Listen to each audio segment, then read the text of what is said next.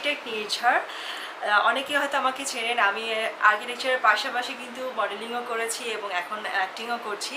যেটা হচ্ছে আজকে নেইল এক্সটেনশন করে আমার খুবই ভালো লাগছে এবং কামরুল ভাইয়ের কাজের কথা তো বলাই যায় না কিছু, যে আসলে লোকটা এত নিখুঁত কাজ করে। এবং আজকে নেইল এক্সটেনশনের কাজটা করার পরে আমি যেটা দেখলাম যে এত যত্ন, এত মানে নিখুঁতভাবে সে আমার নেইল এক্সটেনশনটা করলো। আই জাস্ট লাভ ইট, মানে আর বলো, অন্য কিছু বলবো না।